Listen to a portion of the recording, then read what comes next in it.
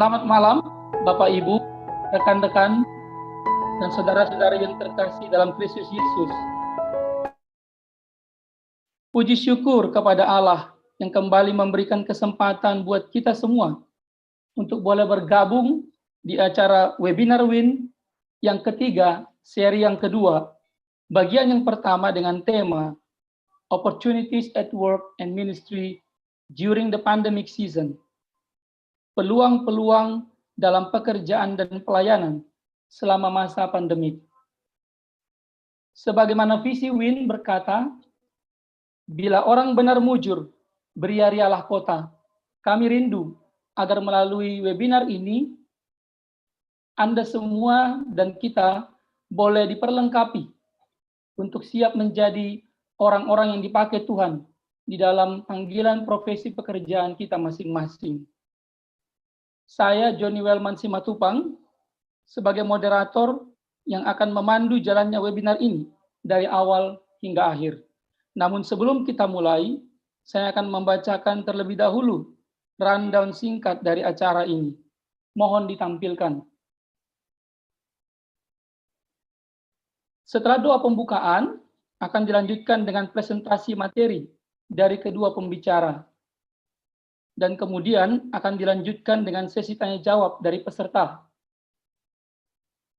Pengumuman dan kemudian penutup, kesimpulan dan doa. Sebelum melanjutkan presentasi ke pembicara, mari kita terlebih dahulu bersatu dalam doa. Mari kita berdoa.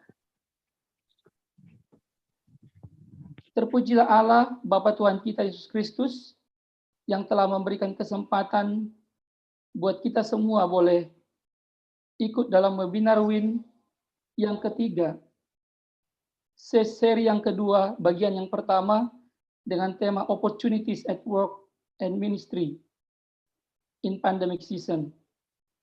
Saya berdoa supaya kami semua yang ikut dalam acara ini boleh Tuhan sendiri perlengkapi sehingga kami boleh menjadi pribadi-pribadi yang boleh mengintegrasikan iman dan pekerjaan kami di setiap panggilan profesi yang Tuhan berikan.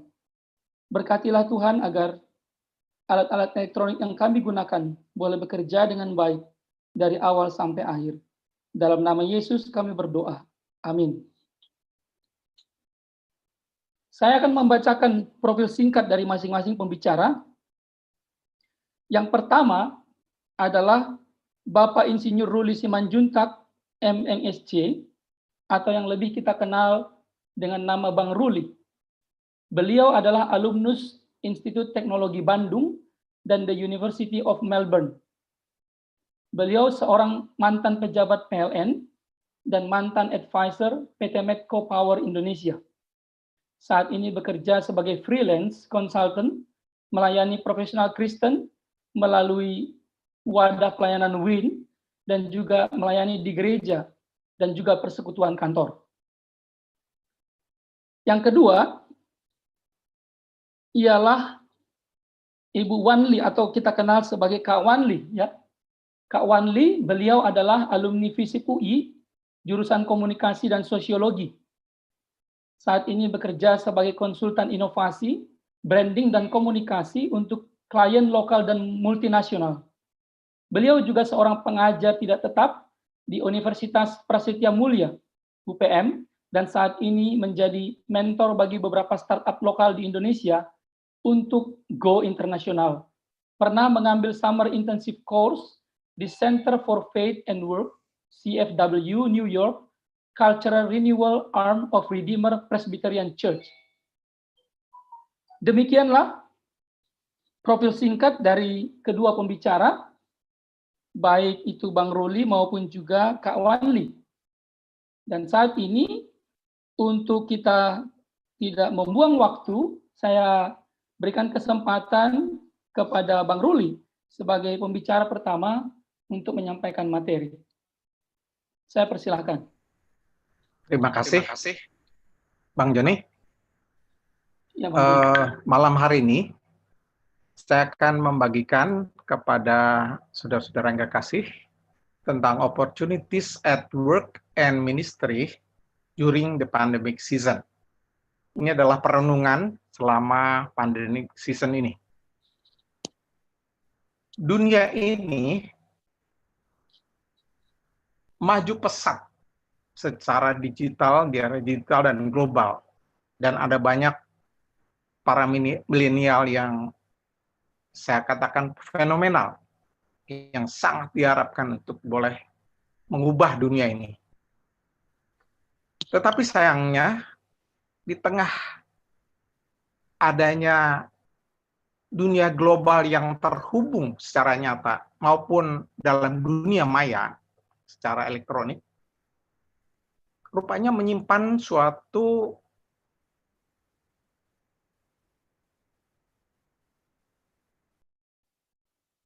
ketidak akan masa depan terjadi wabah ini.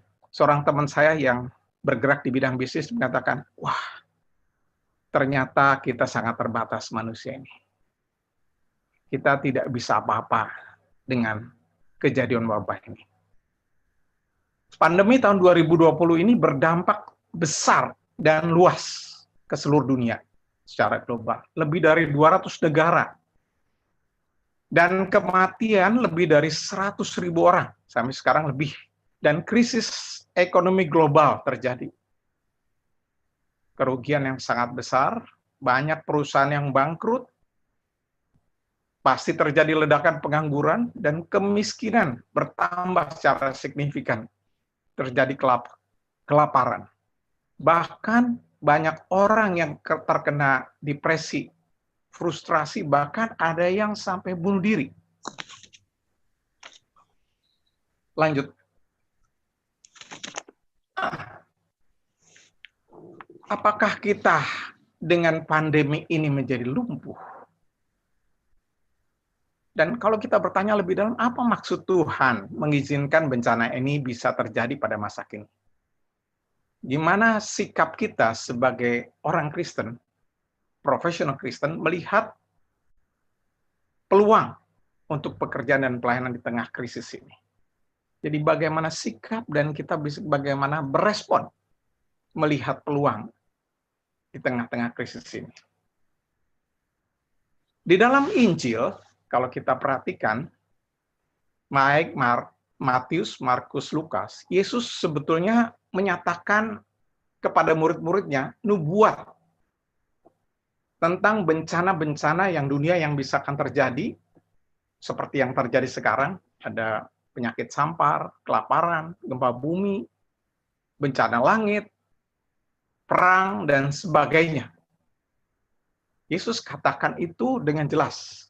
Dia sudah memberitahu dalam nubuatnya kepada murid-muridnya dikatakan. Masalahnya ketika dia katakan itu, dia mengatakan, itu tandanya belum kiamat. Ada banyak orang berpikir bahwa ini dengan terjadi ini terus kiamat. Bukan, saudara. Justru Yesus mengatakan, ini belum kesudahannya.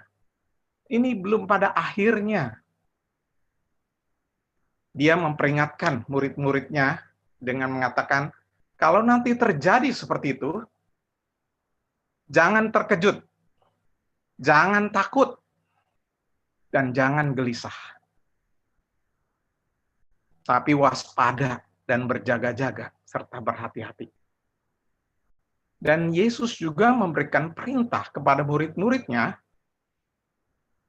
agar melihat dan menggunakan peluang untuk misi Allah yang diberikan.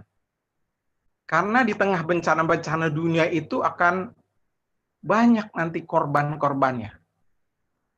Dan di tengah-tengah korban itu, Yesus katakan, justru kasih itu menjadi dingin. Kalau kita lihat menghadapi pandemi ini, kelihatannya banyak orang yang memberikan bantuan dan sebagainya. Tapi sebagian besar malah banyak orang yang menyelamatkan diri. Memikirkan hanya dirinya sendiri. Tidak tergerak, hatinya dingin. Nah, Yesus katakan kepada murid-muridnya bahwa di dalam kondisi seperti itu yang sudah dinubuatkan itu, dia mengatakan bahwa Roh Kudus akan memberi hikmat dan kuasa kepada kamu, murid-muridnya, melakukan misi Allah melalui pekerjaan dan pelayanannya. Dan misi itu adalah Injil Kerajaan Allah. Injil Yesus Kristus yang harus dibawa ke seluruh dunia. Dikatakan oleh dia malah kepada semua bangsa yang ada di dunia.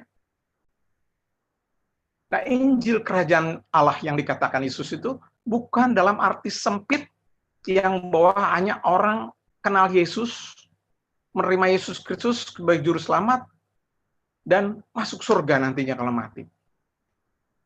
Bukan sekedar itu. Tetapi Injil yang lebih holistik, lebih utuh adalah juga mencakup orang yang bertobat dan orang yang percaya pada Yesus akan mengalami transformasi dirinya, dan juga dunia yang jatuh ke dalam dosa, yang sudah rusak ini, akan ditransformasi dalam segala segi kehidupannya. Sehingga dunia ini menjadi lebih baik ke depan. Lanjut. Nah, peluang-peluang yang dikatakan oleh Yesus untuk misi Allah itu, Injil yang akan membarui dan Injil yang akan mentransformasi dunia ini, saya memberikan beberapa contoh-contoh peluang-peluang yang bisa saudara dan saya melihat dalam kondisi pandemi ini. Yang pertama, sesuai dengan pengalaman masa lalu, setiap terjadi krisis global di dunia ini selalu memicu perubahan dalam berbagai aspek kehidupan. Bisa dalam bentuk politik, ekonomi, sosial, lingkungan, hidup, industri, dan lain sebagainya. Contoh, krisis terjadi di Indonesia tahun 98, merubah bukan hanya rezim, tetapi sistem politik yang tadinya otoriter menjadi terjadinya demokrasi. Terjadi pasar, tidak lagi monopoli. Ada banyak tentang jaminan sosial dan bahkan kebebasan orang untuk berkumpul, untuk berorganisasi. Ada banyak soal lingkungan hidup yang diadres di dalam dunia Indonesia, ikut di dalamnya. Maka dengan perubahan krisis seperti itu membutuhkan berbagai macam pekerjaan. Justru membuka adanya riset, konsultasi, mentoring, training, perbaikan, pengembangan sistem, metode, banyak sekali terbuka. Seakan-akan dibuka dan kemudian ada perubahan yang baru. Ada banyak pekerjaan-pekerjaan dan pelayanan yang dibutuhkan. Krisis membawa pembaruan, biasanya itu. Yang kedua, dalam pandemi ini kita yang biasanya melihat bahwa teknologi digital dianggap sebagai membawa disrupsi atau menggantikan pekerjaan orang dan banyak akan menghancurkan pekerjaan-pekerjaan orang, justru malah membuka lapangan pekerjaan, pelayanan baru. Saudara dan saya bisa lihat seminar seperti ini, saya tidak perlu traveling kemana-mana. Ini banyak sekali bisa dibuka lapangan pekerjaan baru. Desainer-desainer dalam dunia teknologi seperti ini banyak sekali akan membuka lapangan pekerjaan baru.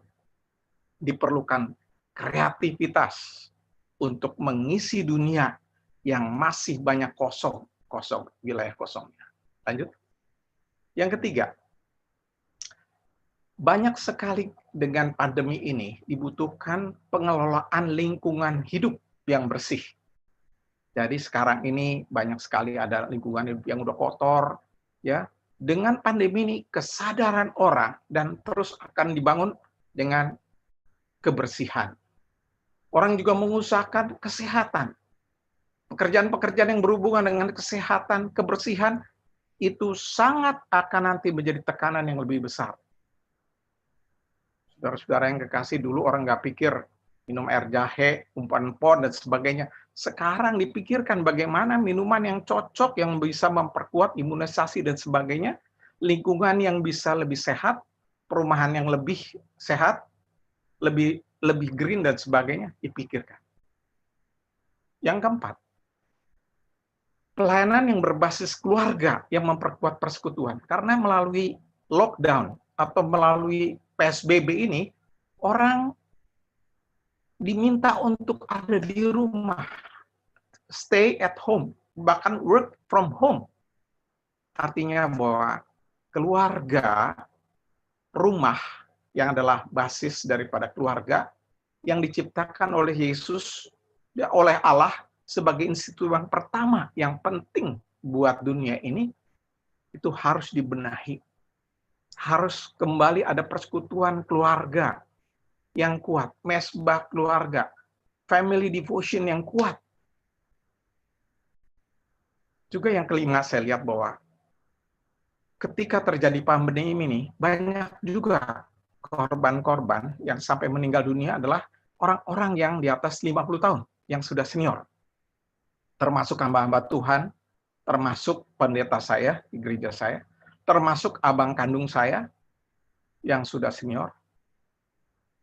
Itu mengingatkan saya bahwa betapa pentingnya ada kaderisasi dan pemuritan dari suatu pelayanan yang ada di gereja-gereja, di para gereja, dan juga termasuk yang ada dalam dunia kerja.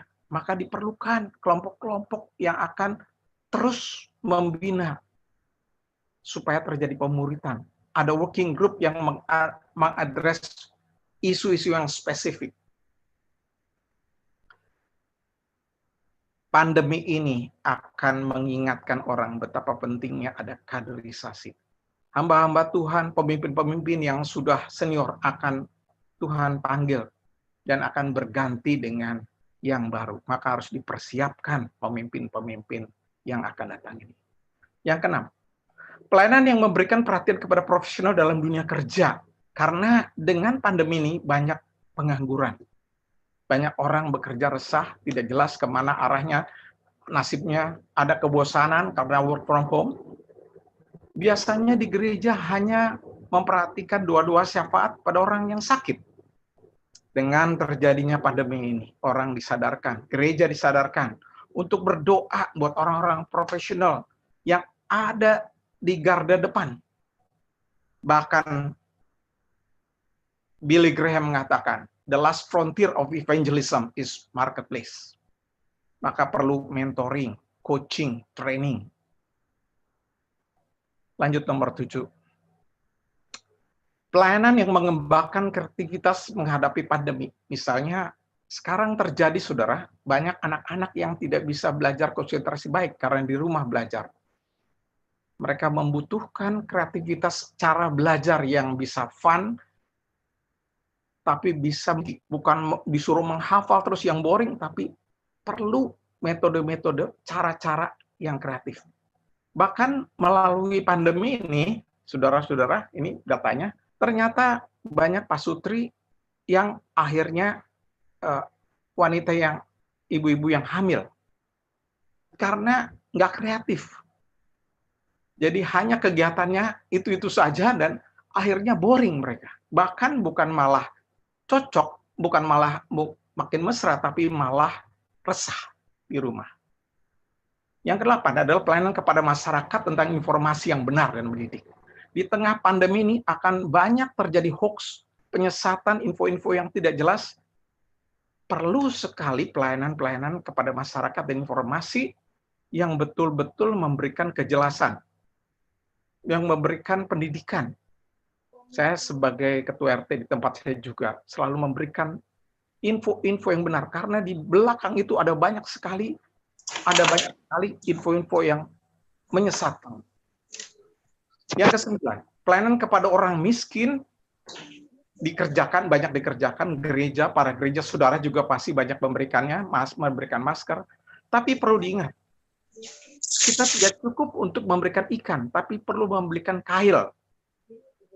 Coba pikirkan, coba lihat juga kita, seperti halnya di kompleks saya juga saya bilang, mari kita berikan kesempatan orang untuk boleh bekerja.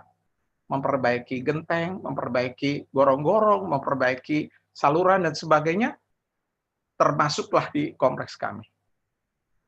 Dan yang ke-10 terakhir adalah pekerjaan yang dapat meningkatkan efektivitas dan efisiensi dalam sumber daya yang lainnya. Sumber daya. Kita lihat bahwa ketika terjadi pandemi ini, kita lihat langit menjadi biru dan indah. Rupanya eksploitasi sumber daya alam itu terlalu besar. Dan ada banyak di dunia ini orang yang begitu boros hidupnya, memakai energi yang berkelebihan dan mengeksploitasi alam terlalu berlebihan. Sehingga alam ini menjadi kotor, polutif. Perlu dipikirkan ke depan. Ada teknologi, ilmu pengetahuan, pengembangan renewable energy, dan berbagai hal yang bisa untuk dipakai oleh rakyat, oleh masyarakat, tetapi memperhatikan lingkungan hidup. Cara hidup yang boros, yang berlebih-lebihan memakai sumber daya alam, bahkan membuang-buangnya, harus dirubah. Dan ini memerlukan metode, memerlukan usaha, memerlukan pelayanan bagi masyarakat.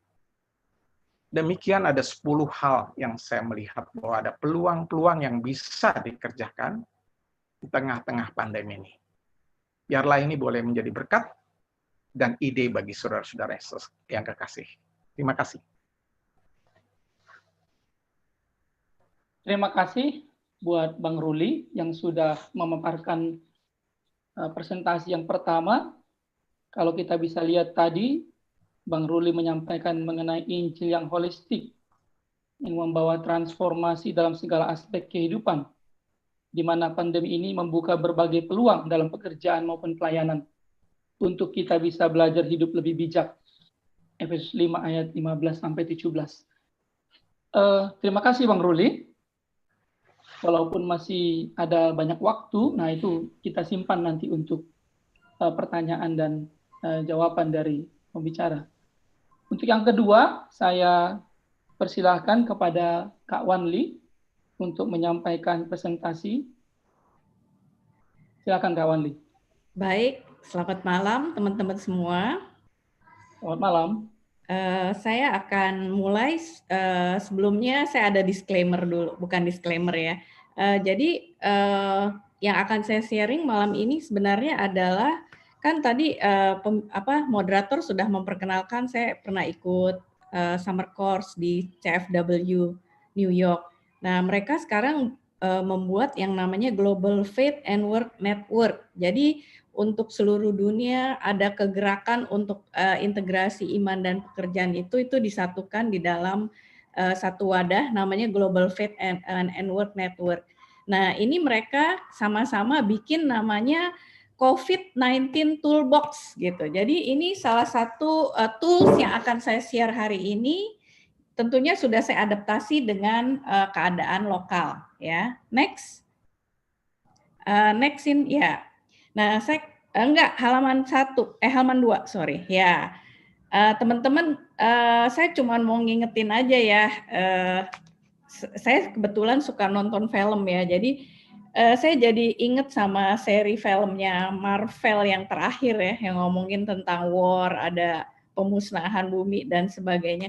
Saya cuma mau ngingetin aja gimana salah satu kutipan dari Black Panther ya. Saya prihatin sekali jangan sampai kita dalam situasi yang terkungkung di rumah tapi kita melupakan untuk berkolaborasi dan bekerja sama dengan siapa saja. Karena ini kayak seperti perang ya teman-teman ya, sendirian aja nggak bisa gitu. Jadi kita harus bekerja bersama-sama dengan orang-orang lain. Siapapun orang itu menurut saya tidak hanya terbatas kepada orang yang seiman. Saat ini adalah masa yang baik untuk membangun jembatan kerjasama itu. Nah, malam ini mungkin kita mau ikutin petunjuknya si Dr. Strange ya, yang mencoba untuk kita mengkaitkan pengetahuan, iman, dan kebenaran itu untuk menjadi senjata kita di dalam peperangan ini. Halaman berikutnya. Next. Nah, jadi dalam framework ini, dalam toolbox ini, yang pemikiran dasarnya adalah ketika kita mau mengintegrasikan iman dan pekerjaan kita atau apapun itu di dalam kehidupan kita sehari-hari, maka 3 hal ini harus menyatu di dalam diri kita. Yang pertama itu adalah heart, hati kita, apa yang ada di dalam hati kita, apa yang kita alami di dalam hidup kita, situasi kita, konteks kita, bagaimana diri kita sebagai image of God, keadaan kita seperti apa. Nah, itu lalu kita kaitkan dengan head, isi kepala kita, dengan hal-hal apa yang kita pelajari tentang Tuhan dari Alkitab dan sebagainya ya, yang kita tahu gitu, doktrin-doktrin apa yang kita tahu, dan akhirnya hal tersebut mendorong kepada hand, yaitu tangan, hal yang melakukan sesuatu, bagaimana berita-berita baik, hal-hal baik, gospel itu bisa terjadi dan dikerjakan di dalam kehidupan kita pribadi, di dalam komunitas kita, dan tentunya di dunia yang lebih luas. Sehingga apapun yang kita kerjakan akan menjadi sarana transformasi dan bukti pekerjaan Allah dan kerajaan Allah hadir di dunia ini melalui keberadaan kita. Nah, jadi ini ya, jadi 3 hal ini harus selalu, jangan penekanannya pada salah satu aja. Kan kalau anak-anak milenial kadang-kadang cuma nekeninnya heart aja ya, baper aja gitu, kayaknya gimana gitu, atau terlalu nekanin doktrin aja, atau terlalu nekanin yang penting perbuatan aja, itu saya rasa juga tidak seimbang ya. Jadi 3 hal inilah yang harus senantiasa kita ingat terus menerus. Nah, next halaman berikutnya. Nah, kita mulai dari heart dulu ya, dari hati dulu. Jadi konteks kita mempelajari bagaimana sih situasi kita pada hari ini. Teman saya ada yang bikin kalimat yang saya setuju sekali. Jadi dia bilang, we are in the same storm but not in the same boat. Kita semua sekarang ada di dalam badai yang sama, tapi belum tentu perahunya sama. Perahu Anda sama perahu saya belum tentu sama. Perahu kadang mungkin suami istri juga mungkin sedikit berbeda, atau dengan anak-anak Anda, atau dengan tetangga Anda, dengan teman-teman Anda itu berbeda. Makanya kami mencoba ini dicoba untuk melihat bagan ini bisa kita pakai untuk melihat diri kita sendiri. Teman-teman juga bisa pakai kalau teman-teman mungkin pemimpin, leader di gereja atau leader di organisasi yang lain. Ini juga bisa dipakai dalam organizational level ya. Jadi saya akan coba terangkan, mungkin saya akan spend waktu sedikit lama di sini karena ini dasarnya.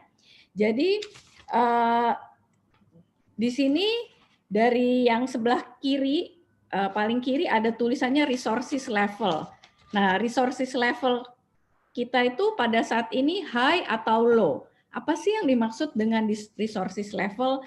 Resources level itu adalah apa yang kita punyai, maupun kita sekarang kalau kita profesional ya, kita bekerja di perusahaan itu kira-kira gimana gitu ya teman-teman ya. Karena nanti kan kalau kita bekerja, kalau perusahaan kita di industri yang dampaknya besar sekali, kemungkinan beberapa saat kemudian situasi kita bisa berubah kemungkinan ya. Jadi chart ini bisa teman-teman pakai untuk keadaan saat ini, hari ini teman-teman ada di mana, komunitas teman-teman ada di mana. Bisa juga dipakai untuk memprediksi kira-kira 6 bulan sampai setahun ke depan, karena diprediksi dampaknya ini bisa panjang ya, COVID ini ya.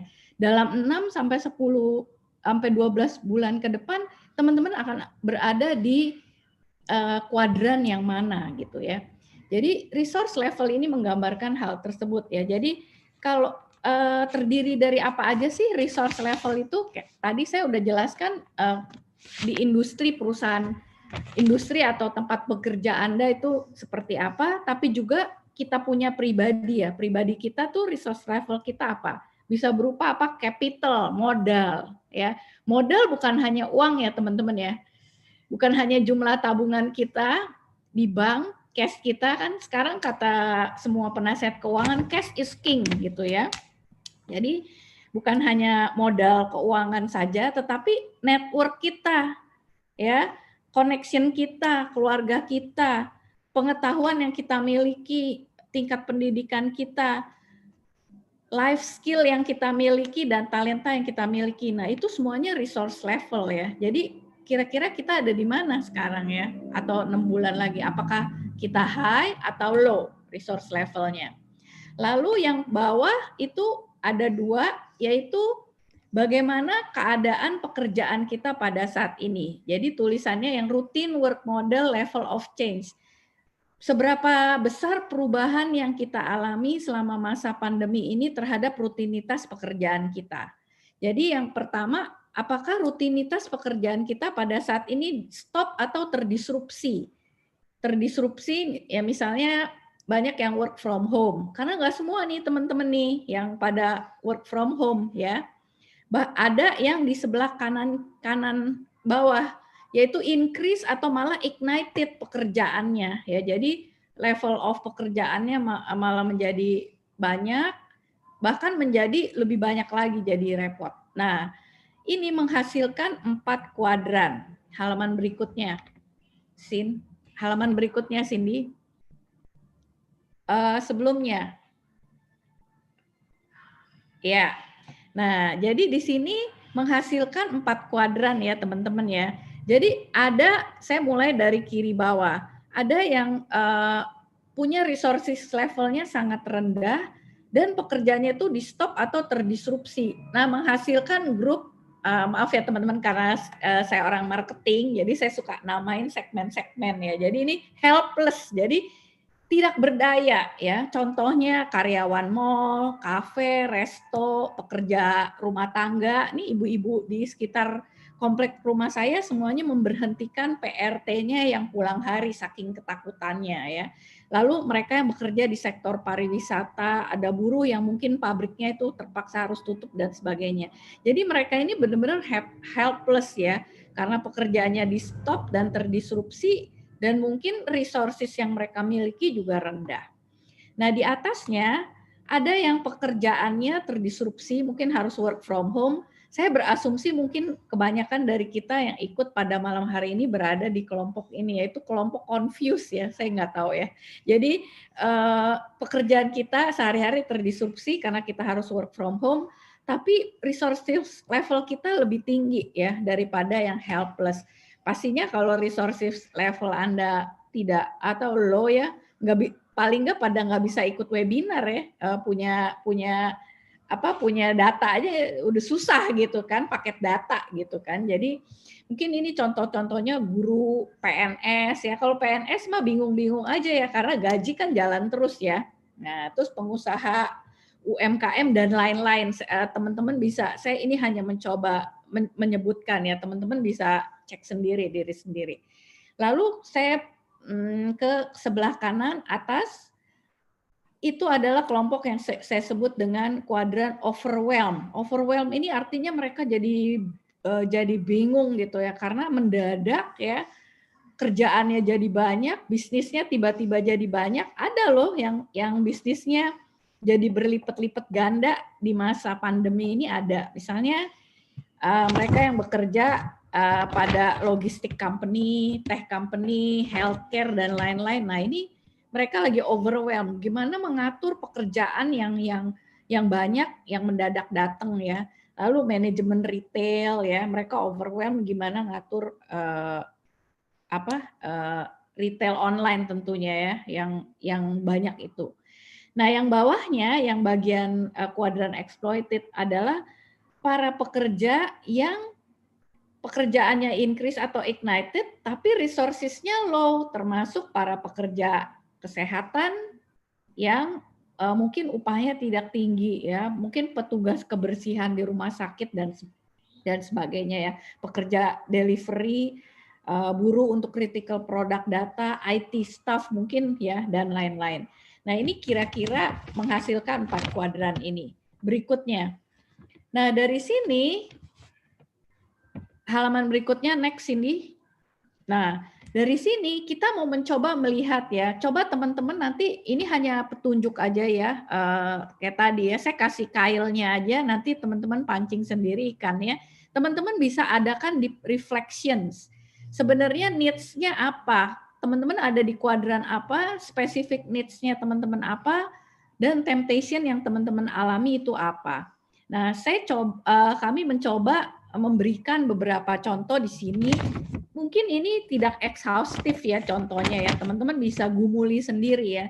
Jadi ini waktunya untuk teman-teman deep reflection, melihat hati dan berdiam diri di depan Tuhan untuk melihat ya. Jadi bukan sekedar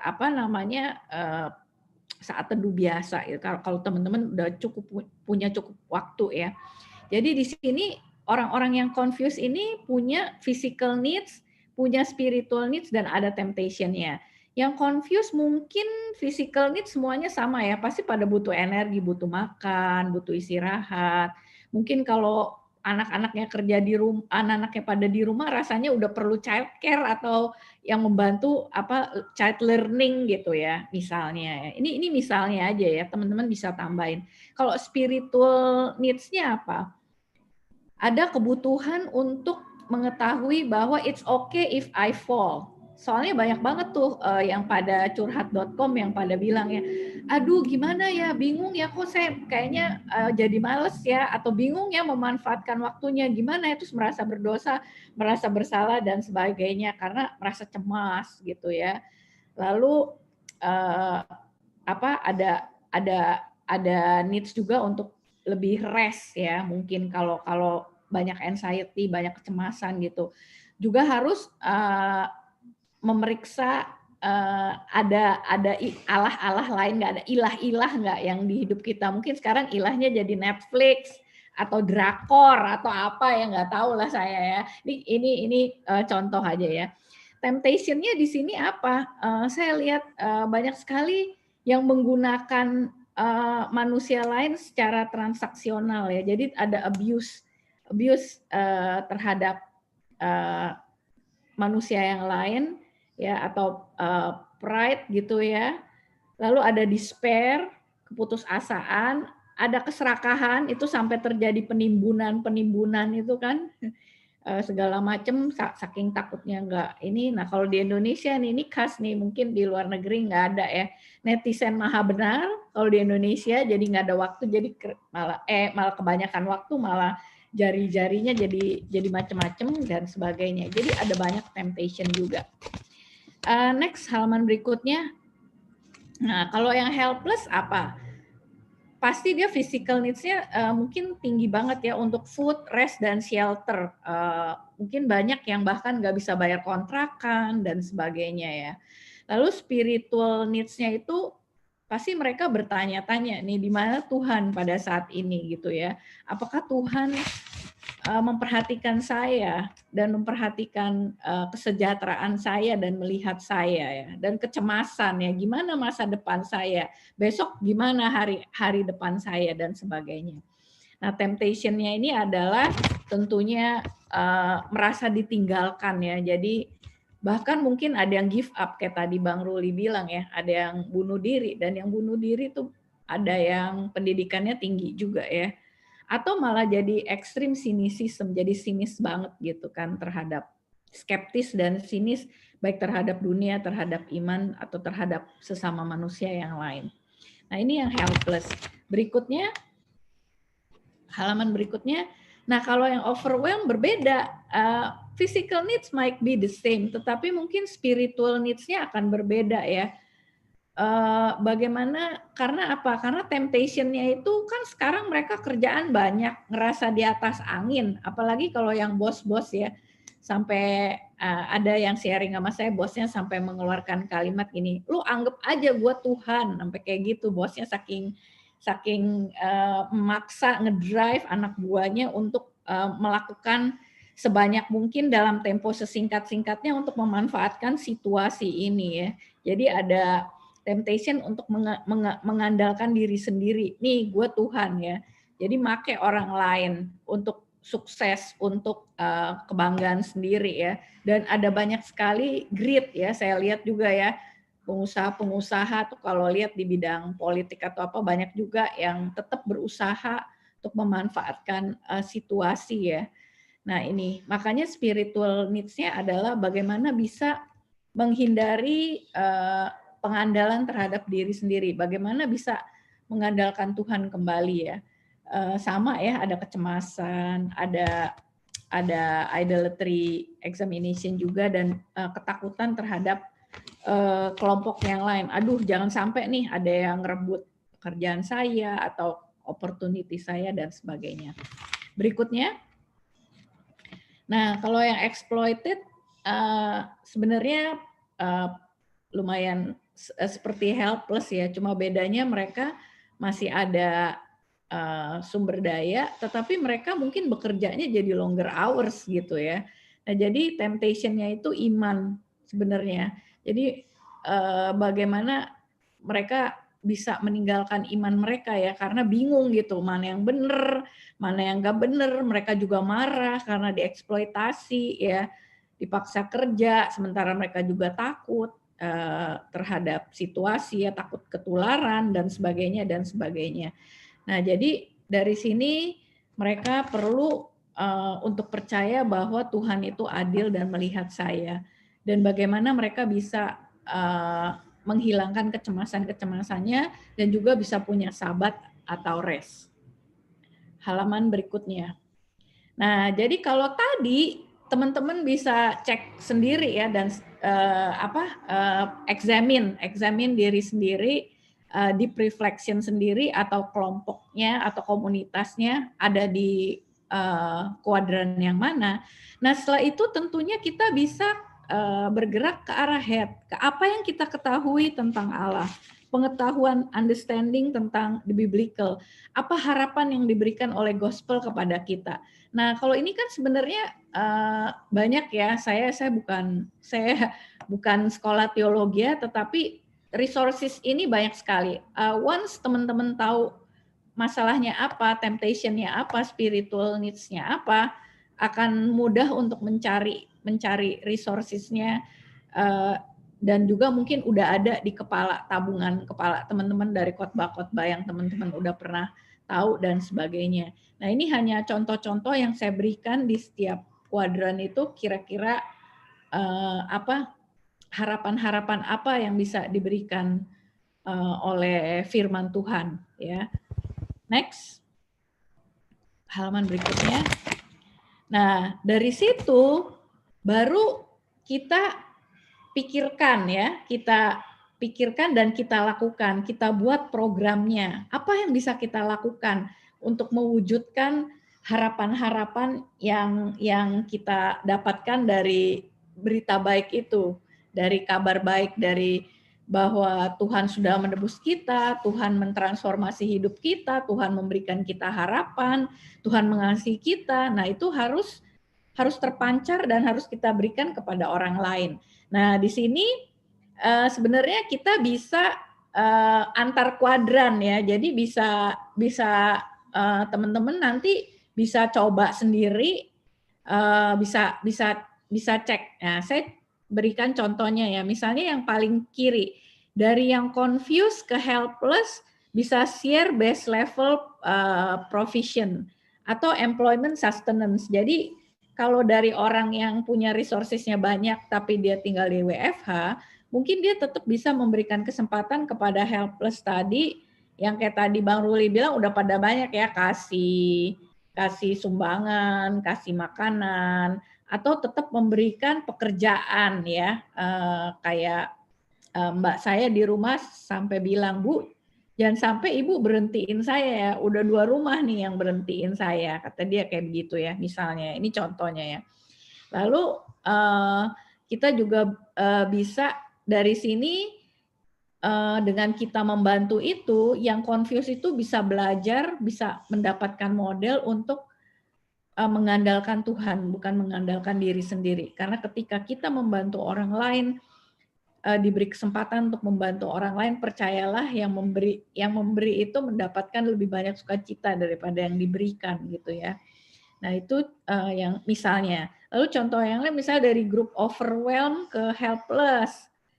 Bisa sama ya, bisa juga memberikan sustenance dan sebagainya. Jadi ini nanti teman-teman bisa lihat sendiri, tapi intinya adalah bagaimana kita bisa melihat kita ada di mana dan kita mau membantu orang itu atau kelompok itu ada di mana sehingga kita tahu kebutuhannya itu apa. Nah, intinya sebenarnya itu dari slide ini ya. Yang bisa kita lakukan itu apa? Halaman berikutnya, saya ambil contoh ya. Yang tadi mungkin teorinya ya. Ini contohnya aja ya. Misalnya yang dari confused ke helpless, ini saya kasih contoh nyata ya. Ada komunitas ibu-ibu di gereja, di teman saya, di lingkungan saya, di perumahan saya. Ada satu ibu, dia anggota satu gereja. Nah, dia tahu ada temennya yang helpless ya, ada temennya yang nggak punya sumber income apa-apa di rumah, hanya suaminya yang harus nge-grab dan nge-grab mobil ya, tapi ya grab car ya. Tapi sekarang berarti nggak ada apa-apa. Nah, ibu ini juga sebenarnya berada di kuadran yang sedikit aja bedanya sama dia. Ibu ini juga dia nggak begitu banyak juga resources-nya ya, tapi lebih mendingan karena dia punya tabungan. Tapi dari segi pekerjaan dia juga nggak bisa karena dia pelatih yoga ya, jadi dia nggak ada kerjaan juga sebenarnya, agak susah kan, nggak ada income. Nah, jadi apa yang dia lakukan, dia ngajak teman-temannya yang lebih punya resources untuk memakai jasa si temennya ini. Jadi karena ibu-ibu yang lain kenal sama dia dan percaya, jadi pada mau pakai jasa ke Grab ini. Jadi si bapak-bapak Grab ini setiap hari tuh ngider, dia mau mengambilkan belanjaan ibu-ibu di perumahan kita gitu. Atau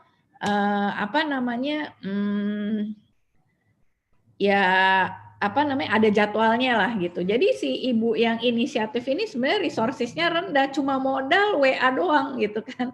Tapi dia ingin melakukan sesuatu ya. Ini jadi contohnya ya. Jadi tetap bisa dalam kehidupan sehari-hari kita coba lakukan dan itu akhirnya bermanfaat buat yang lain. Nah, nanti teman-teman mungkin bisa pikirin sendiri, bisa praktekin ya nanti di rumah ide-ide yang bisa muncul tuh kira-kira apa gitu ya. Dan ingat teman-teman, kita masih lama menghadapi ini ya. Saya sih prediksi efek ekonominya kalau setahun aja beres mungkin itu udah bagus banget ya. Mungkin masih agak lebih panjang gitu ya. Jadi mungkin bisa pikirin program atau ide yang lebih oke. Saya kasih contoh satu lagi deh, halaman berikutnya. Next. Lagi kawan ini. Halaman berikutnya. Nah, di contoh ini ada kerjasama nih, yang confused, overwhelmed, dan exploited. Dimulai dari mungkin pada kenal ya, ada namanya Tante Hera. Saya panggilnya Tante Hera.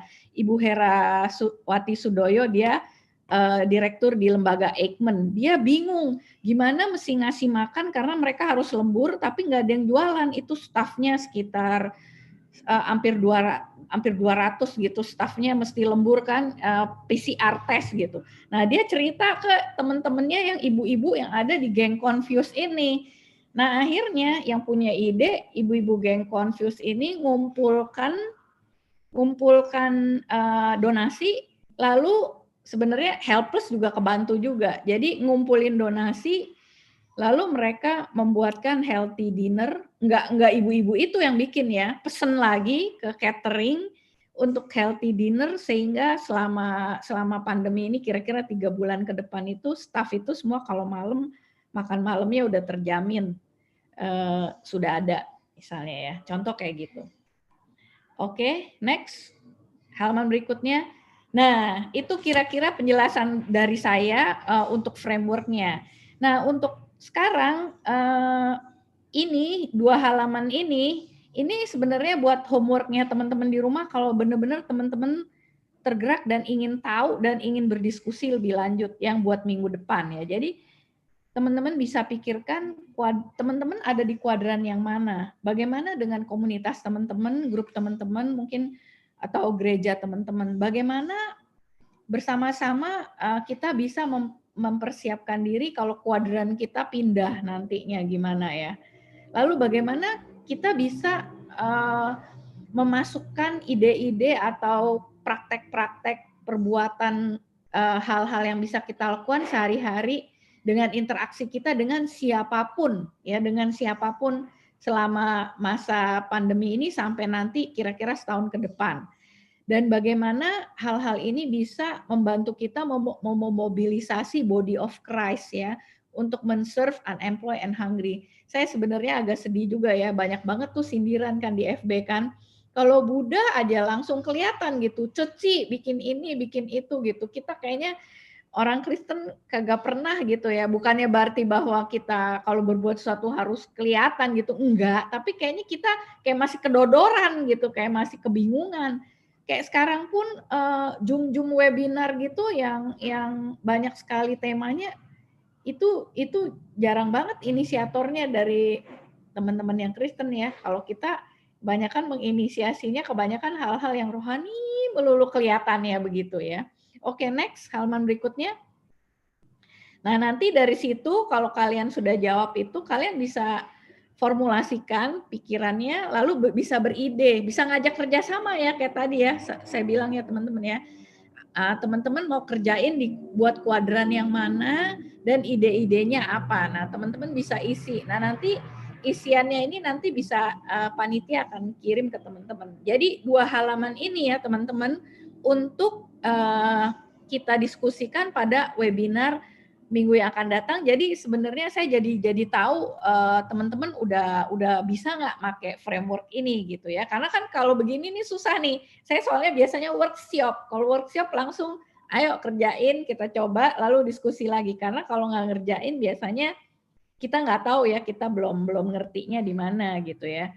Nah, jadi ini untuk minggu depan. Jadi minggu depan kita akan diskusikan. Lalu lanjutnya kalau misalnya teman-teman benar-benar bisa punya tergerak dan sesuai dengan calling teman-teman mau bikin sesuatu yang bigger, either itu untuk employment, mungkin ada yang tertrigger untuk nggak hanya bikin program tapi buka bisnis model atau apa. Nah, itu bisa kami mentoring nantinya. Bisa kami connect gitu, either dengan tim Win atau dengan apa itu kita bisa diskusikan lebih lanjut pada minggu yang akan datang. Oke, next halaman berikutnya. Nah, gitu teman-teman. Nah, makanya saya akan tutup dengan kutipan dari Gandalf ya. Biasa Lord of the Ring ya, kalau teman-teman suka nonton ya. Jadi kalau Saruman percaya bahwa supaya kejahatan itu tetap teratasi, harus ada satu kekuatan yang besar banget gitu. Nah, kalau Gandalf bilang enggak, justru itu dari hal-hal sederhana, kebaikan-kebaikan yang dilakukan oleh individu-individu, itulah kebaikan out of love ya, kebaikan yang dilakukan dari cinta kasih itulah yang akan membuat evil and darkness itu at check. Sekian. Saya kembalikan kepada Joni. Baik, terima kasih untuk Kak Wanli yang sudah memberikan presentasi. Ada beberapa poin penting, ya kolaborasi sangat penting, bahkan dengan yang tidak seiman, kolaborasi juga antara heart, head, dan hand, 3H, di mana melalui itu kita harus memiliki resource yang cukup ya, dimana kalau kita tahu spiritual needs, physical needs, dan temptation-nya, maka akan lebih mudah bagi kita untuk mencari amunisinya ya. Dan terakhir tadi diingatkan tentang hal-hal yang kecil. Hal-hal yang kecil dimulai dari hal kecil untuk mengalahkan kejahatan. Ini ilustrasi dari Gandalf terhadap Saruman. Baik, seperti yang saya sampaikan di awal tadi, kita akan ada sesi tanya jawab dan tepat sekali kita akan mulai pada waktu ini. Sudah ada beberapa pertanyaan yang masuk kepada saya, yang saya akan bacakan. Ini ada pertanyaan dari Ika Manurung yang akan disampaikan kepada Bang Ruli dan juga Kak Wanli. Pertanyaannya demikian. Ini saya berikan kepada Bang Ruli terlebih dahulu untuk menjawab. Bagaimana membangun jiwa yang kreatif dalam bekerja dan keseharian dalam menyikapi kondisi COVID-19 ini? Bagaimana membangun jiwa yang kreatif dalam bekerja dan keseharian dalam menyikapi kondisi COVID-19 ini? Silakan Bang Ruli memberikan respon terhadap pertanyaan ini. Saya tertarik dengan Paul Stephen dalam sebuah keterangannya dalam Doing God's Business. Dia mengatakan bahwa Allah menciptakan manusia itu segambar dengan dia. Tadi dikatakan oleh Wanli juga.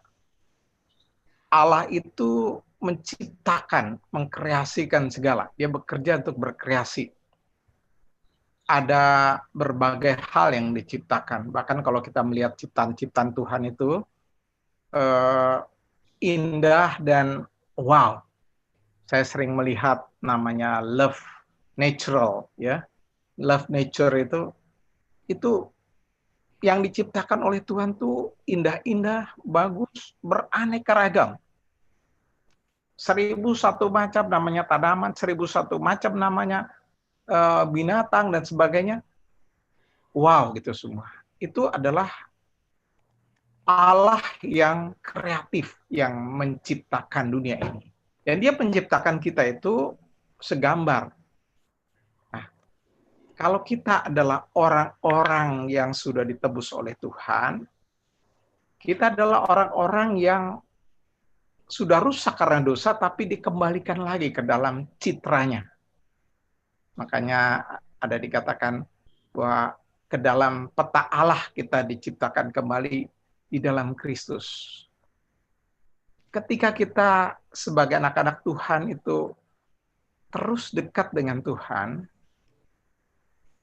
dalam arti punya persekutuan relasi yang terjaga dengan Tuhan, dalam hari-hari kita lewat doa, firman Tuhan yang kita renungkan, dan selalu aktif di dalam pelayanan misi Tuhan, maka ada banyak pikiran-pikiran, tadi dikatakan, Wanli ya dikatakan adanya head ini, ada pikiran-pikiran alternatif-alternatif yang bisa muncul karena mata yang sudah disucikan, dikuduskan oleh Tuhan bisa melihat. Ada banyak alternatif untuk solusi, ya, tidak stuck dalam satu sikap.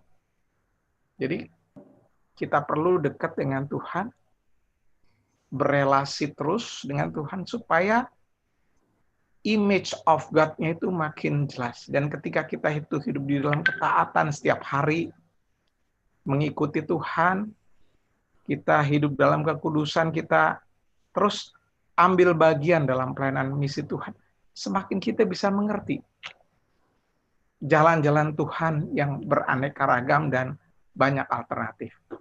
Sementara itu. Terima kasih Bang Ruli. Mengingatkan tentang bahwa kita diciptakan dalam peta dan rupa Allah. Bagaimana dengan Kak Wali? Mungkin ada hal-hal yang lebih praktikal? Silakan Kak Wali. Ya, of course. Karena tadi doktrinal udah dari Bang Ruli ya. Kalau saya sih praktis sekali. Kebetulan pekerjaan saya sangat membutuhkan kreativitas ya. Jadi sebenarnya salah satu praktek ya, creativity itu can be learned ya sebenarnya. Saya kasih satu tips gampang aja yang silakan bisa teman-teman coba praktek supaya gimana mengatasi boring dan sebagainya supaya bisa lebih work ini. Sebenarnya itu harus distimulasi ya. Caranya apa? Salah satu caranya rubahlah rutin Anda gitu. Mungkin 3 hari atau 4 hari minggu ini rutinnya seperti ini, lalu nanti rubah gitu, rubah ya urutan-urutan yang Anda lakukan itu. Nah itu pasti Anda akan rasakan hal yang baru. Mungkin biasanya saat teduhnya pagi, coba rubah sebelum tidur. Mungkin bisa lebih deep reflection atau malah tengah hari gitu, habis makan siang gitu. jangan ngantuk aja, jangan tidur ya. Tapi I mean kreativitas itu juga ada physical juga ya. Jadi exercise gitu itu juga bisa memicu your brain gitu ya. Nah, itu mengubah rutinitas, lalu tentunya belajar hal-hal yang baru gitu. Belajar saya pernah eksperimen ya, saya belajar hal yang baru just for the sake of pengen tahu aja ya. Saya dari dulu motorik saya tuh jelek banget gitu ya. Dari zaman dulu. Tapi you know what gitu. Ini di usia saya yang kemarin itu hampir setengah abad itu, kamu tahu nggak? Saya ikut les balet. Pasti pada bingung kan ngapain gitu. Untuk ini aja, buat tahu aja, buat seneng-senengan aja. Dan cuma 3 bulan doang gitu. Just want to know gitu. Apa sih rasanya gitu. Dan itu bisa memicu kita punya serotonin level dan sebagainya. Dan akhirnya tentu saja itu semua balik lagi kayak Bang Ruli bilang, ala itu kreatif kok. Jadi mungkin itu akan topik yang berbeda lagi. Innovation and creativity itu beda topik ya, tapi itu tips saya hari ini. Ya. Ya, terima kasih Kak Wanli. Silakan Ika nanti dipraktekkan ya, supaya makin kreatif. Selanjutnya pertanyaan dari Akhadia Nilamsari buat Bang Ruli. Ya. Pertanyaannya demikian, bagaimana peluang pelayanan kepada adik-adik bimbing atau adik-adik KKB, kelompok tumbuh bersama, yang jauh sekali dari jangkauan jaringan, maksudnya network ya, selain dalam doa, selain berdoa. Kira-kira bagaimana peluang pelayanan kepada mereka yang jauh sekali dari jangkauan jaringan selain berdoa? Silakan Bang Ruli. Saya kira kalau secara fisik sudah jauh sekali, artinya secara body kita nggak bisa ketemu, habis itu jaringan tadi saya bilang konektivitas dengan dunia maya juga nggak ada, ya tinggal dunia roh aja. Itu adalah kita doakan, dan saya sering sekali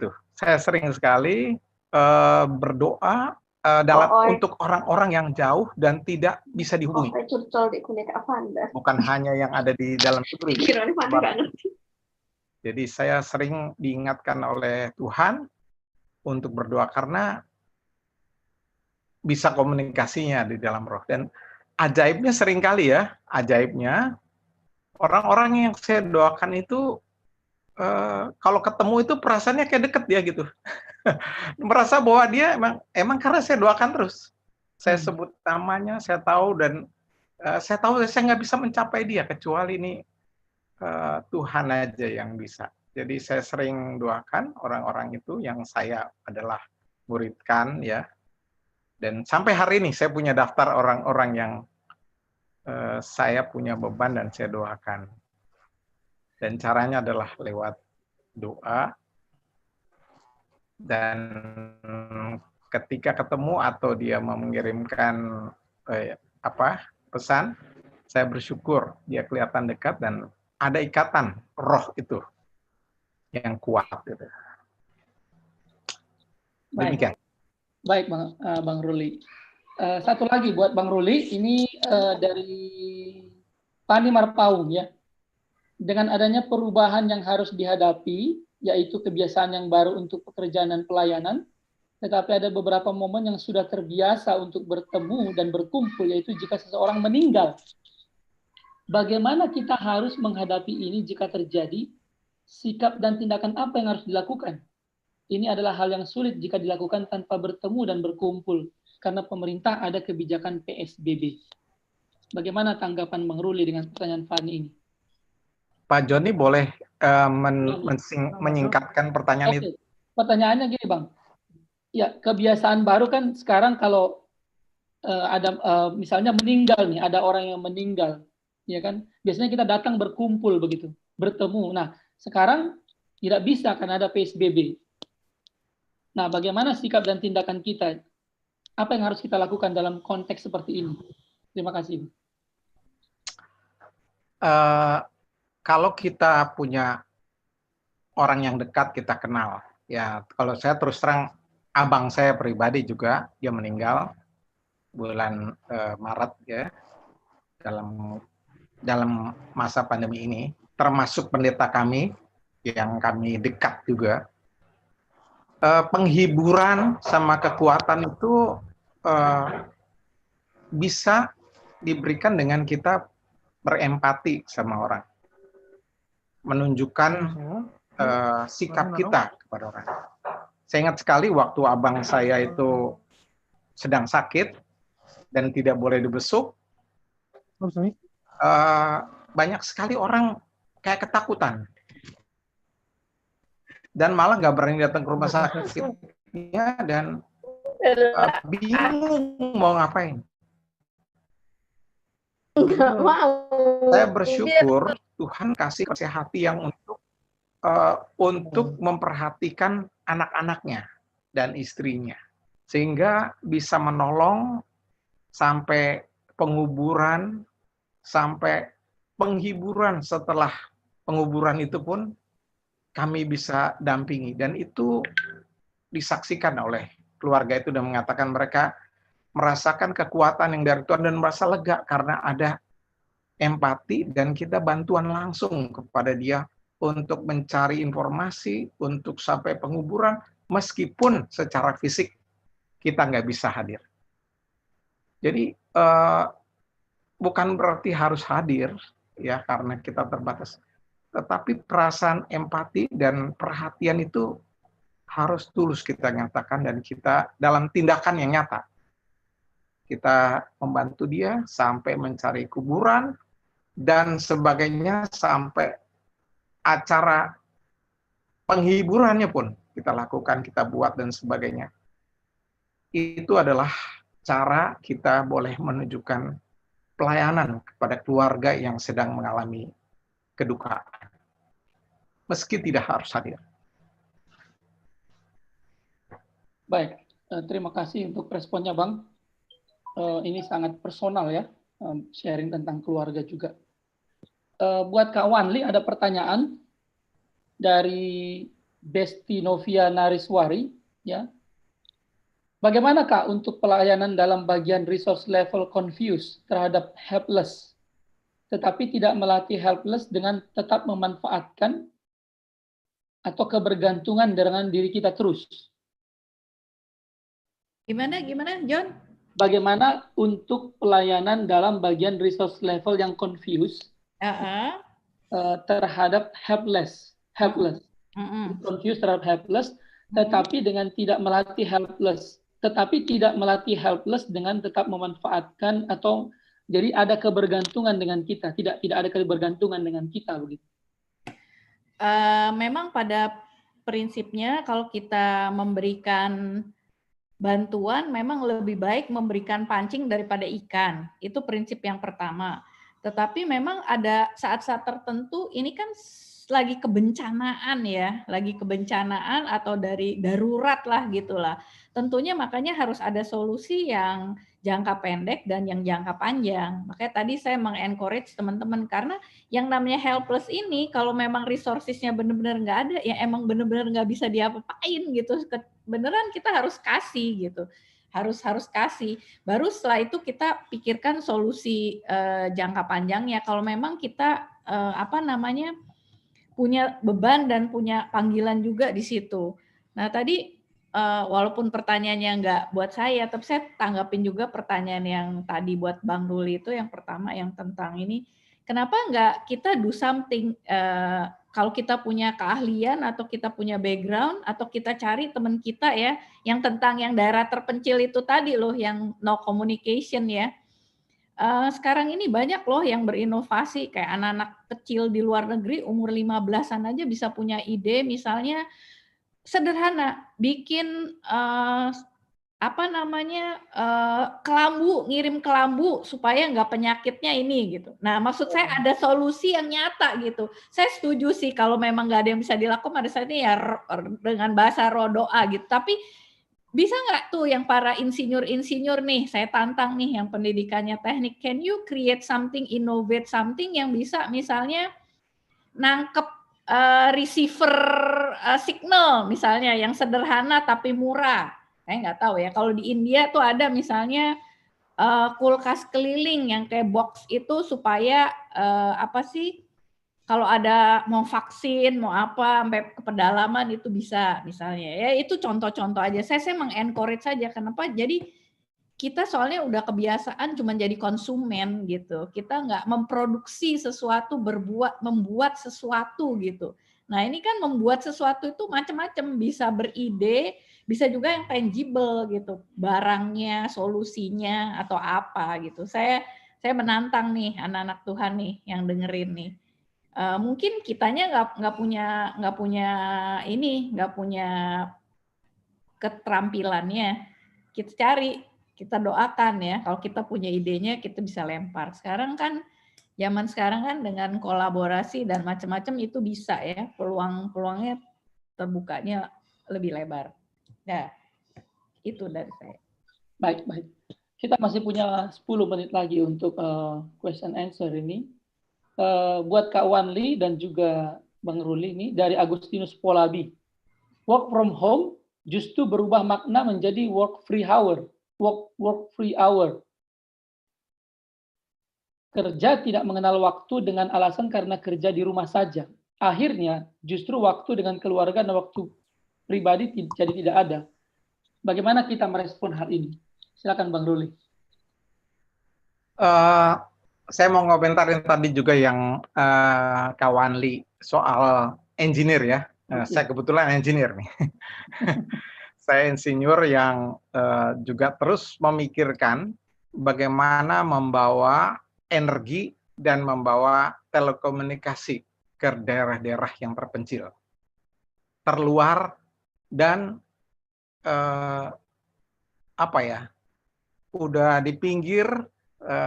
Indonesia ini luas sekali ya dengan segala kepulauannya, dan memang kami punya jejaring yang memikirkan soal teknik. Saya dengan orang-orang yang bukan Kristen juga, dan terus memikirkan bagaimana menjangkau daerah-daerah yang remote, daerah-daerah sulit yang tadi dibilang oleh Kak Wanli itu.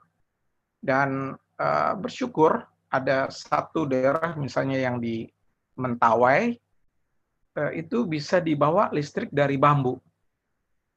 Bambu ditanam di satu daerah dan yang mengerjakan orang setempat. Sehingga engineer ini membawa teman saya dan dapat dari bantuan dari negara maju, grant dan sebagainya, bisa membuat satu pilot project. Sekarang kami sedang lagi mendorong ke daerah-daerah kepulauan lain. Saya bersyukur ditantang oleh Kak Wanli itu bahwa inilah memang ya, tadi saya bilang bahwa penggunaan sumber daya alam jangan terus berputar-putar pada penggunaan misalnya hanya batu bara yang mengotori lingkungan dan minyak yang bisa mengotori lingkungan. Coba pikirkan renewable seperti halnya matahari ya, yang bisa ditaruh di berbagai daerah di Indonesia, yang remote pun bisa gitu ya. Dan telekomunikasi juga yang dibuat menjadi sederhana, itu dikerjakan. Saya ingat dikatakan bahwa common grace for common good, anugerah yang dari Tuhan yang sama kepada kebaikan bersama, dan itu harus dikerjakan oleh engineer. Saya sekarang lagi mengerjakan dengan teman-teman yang ada di dalam jejaring yang seperti itu, yang sedang mendorong terus supaya terjadi ya. Back to pertanyaan yang terakhir. Ya, ini Bang, WFH ini menjadi work free hour. Kerja tidak mengenal waktu. Oh, ya. Nah, bagaimana ini waktu keluarga dan waktu pribadi, bagaimana merespon hal ini? Ya, saya sedang menghadapi sekarang ada orang yang sedang mentoring sama saya, sedang berkonsultasi terus. Karena sejak diberlakukannya work from home, dia pekerjaannya menjadi semakin nggak karuan, bahkan dia mengeluhkan bahwa keluarganya malah terganggu. Malah dia tidak punya pola gitu kerjanya, karena kapan aja bisa rapat, bahkan minggu bisa rapat, dan ngasih email bisa jam 1 pagi gitu dan sebagainya ya. Saya bilang gini, kita ini hidup ini harus punya disiplin pribadi, kita harus punya. Kita harus punya irama hidup, kita harus ada. Kita punya sendiri. Supaya kita punya kedisiplinan dan irama itu harus kita lakukan, sehingga dan itu yang membuat hidup kita bisa berjalan dengan normal. Kalau ada orang mau intervensi dengan agenda yang macam-macam dalam kita, maka kita jangan begitu saja menerima. Karena mentang-mentang kita bawahan, terus kemudian apapun dikomentarin sama bos kita kerjakan jam 4 pagi gitu ya.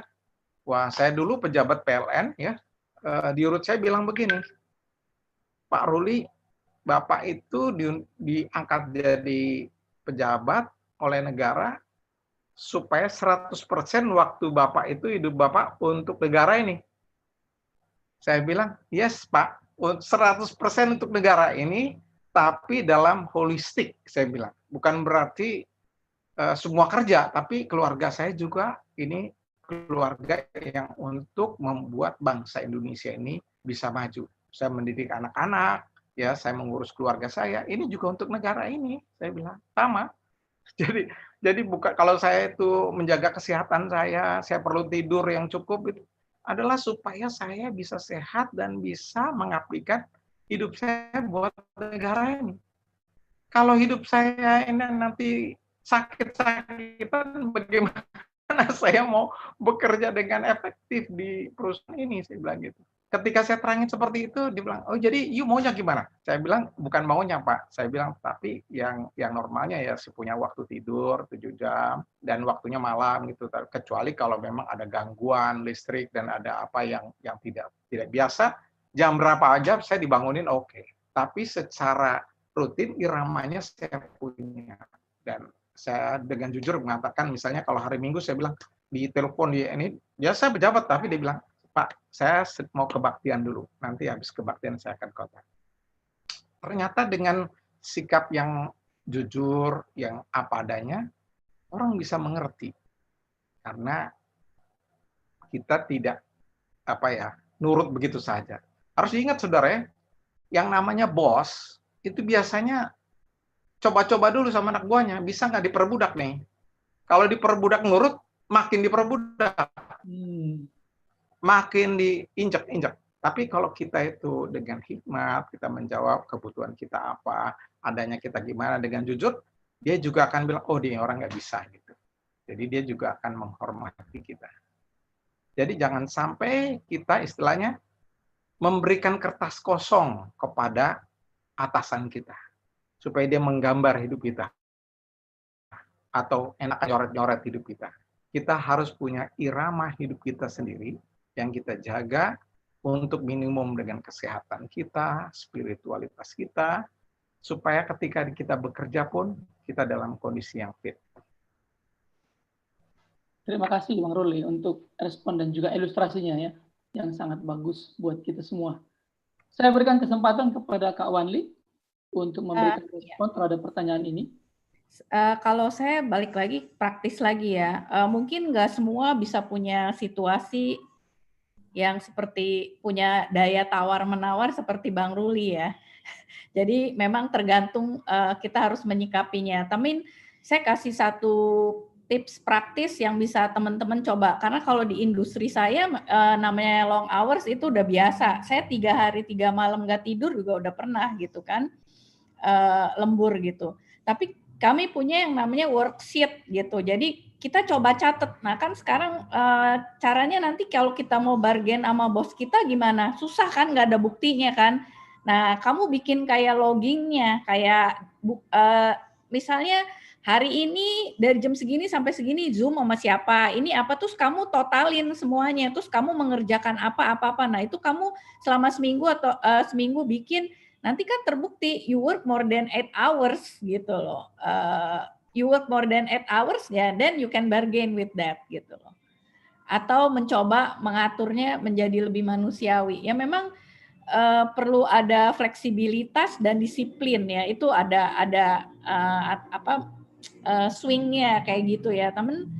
Saya rasa coba deh itu, karena bos itu mengira karena dia tidak bisa melihat kamu, dikiranya kamu tidak bekerja gitu. Nah kalau ada log work gitu, kita kalau kerjaan project udah biasa ya, kalau anak industri saya sama industri digital udah lama kita kerjanya nggak ngeliat muka gitu kan, jadi udah tahu nih saya jam segini sampai segini ngerjain ini, hasilnya ini, lalu ini Zoom jam berapa ini apa, nah ini gitu dari saya itu. Baik, terima kasih Kak Wanli. Jadi kalau dari Bang Ruli tadi jujur apa adanya, konsisten tapi tegas. Kak Wanli menambahkan, menyimpulkan fleksibilitas tetapi disiplin, ya, fleksibilitas tapi disiplin. Itu jawaban buat saudara Agustinus Poladi. Saya kira waktu kita sudah cukup untuk QA. Jadi beberapa pertanyaan yang disampaikan pada malam hari ini kami simpan untuk pertemuan minggu depan. Mohon maaf, supaya Zoom kita ini boleh kita lakukan sesuai dengan rundown yang kita sudah sepakati. Ya, terima kasih untuk sudah memberikan pertanyaan, tapi akan kita diskusikan di pertemuan webinar yang bagian kedua minggu depan. Ya. Dan terima kasih untuk Bang Ruli dan Kak Wanli yang sudah memberikan respon, jawaban, baik itu tips-tips maupun juga sharing pribadi, personal, terkait dari pertanyaan audiens. Dan saat ini kita akan masuk kepada agenda berikutnya, yaitu pengumuman. Silakan ditampilkan untuk pengumuman pada malam hari ini.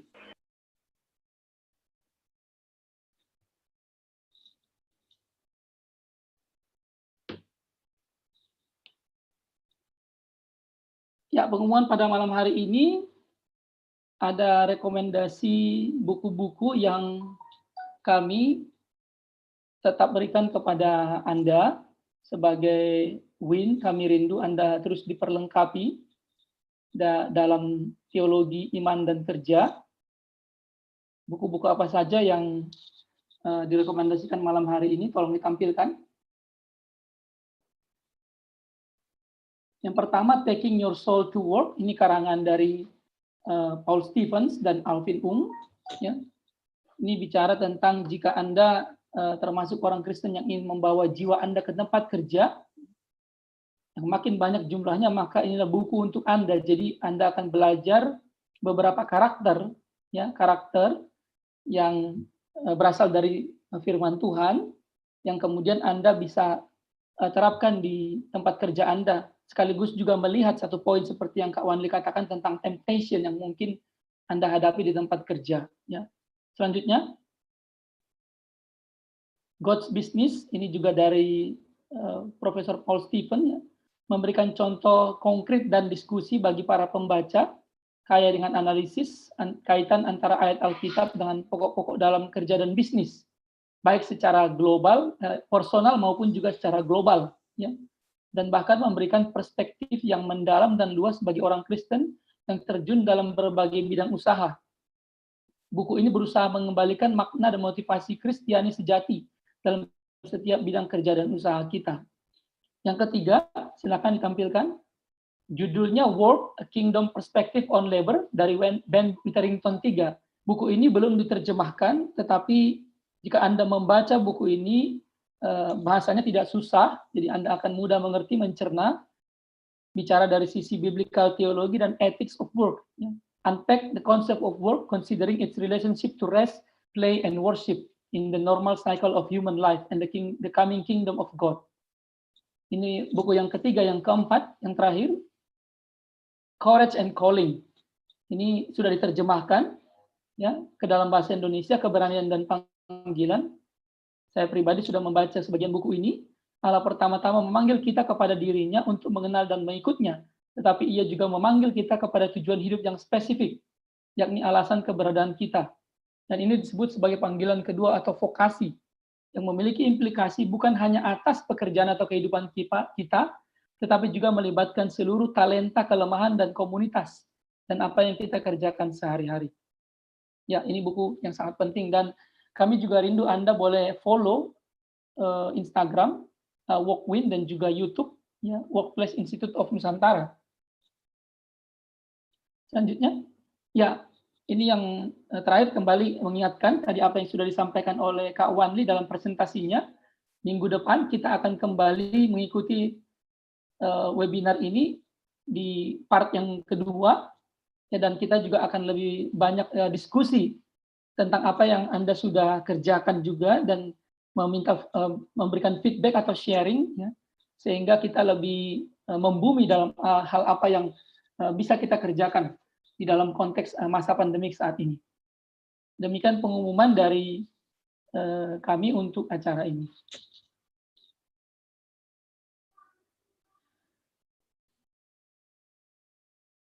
Ya, pertanyaan-pertanyaan yang belum terjawab akan dijawab minggu depan. Mohon maaf tidak bisa hari ini. Mohon bersabar, dan kami rindu Anda semua boleh kembali ikut di dalam pertemuan minggu depannya. Dan saat ini saya akan membacakan beberapa poin kesimpulan dari hasil webinar kita pada malam hari ini yang sudah disampaikan oleh Bang Ruli dan Kak Wanli tadi. Beberapa poin penting dari penyampaian Bang Ruli. Pertama, Injil menyatakan bahwa bencana-bencana akan terjadi termasuk pandemik saat ini. Namun Yesus mengatakan bahwa itu bukanlah kesudahan dunia. Perintah Yesus jangan takut, namun waspada. Bencana adalah kesempatan untuk mengerjakan misi Allah, yaitu transformasi dunia menjadi lebih baik. Ya. Jadi ada krisis, namun juga ada opportunity, seperti yang pernah disampaikan oleh Pak Antonius Tanang dalam webinar sebelumnya. Krisis selalu membawa perubahan, baik politik, ekonomi, budaya, sosial, dan seterusnya. Krisis selalu membawa kesempatan-kesempatan baru, termasuk berbagai jenis pekerjaan dan kesempatan yang ada, baik seperti konsultan manajemen krisis, teknologi developer, dan lain sebagainya. Juga pelayanan-pelayanan baru seperti pelayanan yang berbasis keluarga yang kuat atau family devotion yang kuat, ya, seperti mesbah keluarga. Yang ketiga, pandemi saat ini meningkatkan awareness atau kesadaran kita terhadap kesehatan, ya, untuk green environment, higien, bahkan juga untuk bagaimana kita memanfaatkan kekayaan alam untuk kesehatan kita. Yang keempat, pandemi ini semakin memaksa banyak orang dan organisasi untuk sadar akan betapa pentingnya suksesi kepemimpinan atau kaderisasi. Ya. Ini penting sekali supaya ada generasi-generasi penerus. Ya. Yang kelima, krisis, di mana termasuk pandemi saat ini, memaksa kita untuk memiliki inovasi dan kreativitas dalam mendidik anak, mengelola kegiatan rumah tangga, mengelola energi untuk bekerja di rumah, memikirkan cara efektif dan efisien dalam bekerja atau mengelola sumber daya yang ada. Dari Kak Wanli, pandemi saat ini mengharuskan kita untuk mengintegrasikan 3 hal itu, hand, heart, and head. Ya. Heart, head, and hand. Untuk diri, gereja, maupun juga bangsa, bahkan dunia. Dan yang kedua, pandemi saat ini adalah kesempatan untuk refleksi, untuk memeriksa kembali hati kita. Apa yang menjadi spiritual needs, physical needs, dan juga temptation, ya, goncangan-goncangan terhadap iman kita, supaya kita tahu apa yang menjadi solusi bagi semua kebutuhan tersebut. Demikian kesimpulan dari webinar kita pada malam hari ini. Kiranya kesimpulan ini boleh menjadi poin-poin yang kita pegang dan juga kita terapkan di dalam konteks dan pergumulan kita masing-masing. Sebelum kita tutup, kita akan masuk dalam doa. Saya persilakan kepada Saudara Yehuda untuk menutup kita di dalam doa penutup. Baik, terima kasih Bang Joni. Baik rekan-rekan pendengar, mari kita menutup webinar pada hari ini dengan berdoa bersama. Mari kita berdoa. Ya Allah Bapa yang Maha Kuasa, yang bertahta di kerajaan surga, kami mengucap syukur Tuhan untuk besarnya berkah dan anugerah-Mu pada kesempatan hari ini Tuhan. Di tengah kondisi seperti ini, Tuhan masih memberikan kami waktu, masih memberikan kami kesempatan, masih memberikan kami teknologi, sehingga kami bisa bersama-sama Tuhan melalui acara ini, bisa diperlengkapi, bisa diingatkan, untuk bagaimana kami bisa melihat peluang-peluang dan kesempatan kami untuk bisa melayani dalam dunia pekerjaan dan ataupun lewat dunia pelayanan Tuhan, untuk tetap bisa bagaimana menjalankan misi yang telah Engkau tetapkan bagi kami dalam hidup kami masing-masing. Kami mengucap syukur Tuhan, biarlah kiranya lewat kesempatan kali ini, firman-firman yang lewat kedua pembicara dan lewat proses tanya jawab Engkau sampaikan bisa tertanam di hati kami, bisa bertumbuh dan bisa mendorong kami untuk bisa melihat dan melakukan peluang-peluang untuk dalam dunia pelayanan dan pekerjaan kami sehari-hari. Terima kasih Tuhan. Kami juga berdoa untuk kedua pembicara kami, untuk Bang Ruli dan Kak Wanli. Kami bersyukur Tuhan untuk kehadiran mereka dan kiranya Tuhan yang menyertai kehidupan mereka supaya mereka tetap menjadi berkat dalam kehidupannya sehari-hari. Kami juga tak lupa untuk berdoa untuk acara webinar selanjutnya Tuhan. Biarlah Tuhan yang memimpin dan menyertai supaya acara ini bisa terselenggara dengan baik. Terima kasih Tuhan. Kami juga mohon ampun apabila ada dosa-dosa yang terselip pada pelaksanaan acara hari ini. Hanya di dalam nama-Mu kami serahkan doa ini Tuhan, di dalam nama Tuhan Yesus Kristus kami berdoa dan mengucap syukur. Amin. Terima kasih kepada Saudara Yehuda. Ya, demikian acara webinar WIN kita pada malam hari ini. Saya sebagai moderator mengucapkan terima kasih untuk keberadaan saudara semua, mengikuti dari awal sampai akhir dan sampai ketemu minggu depan.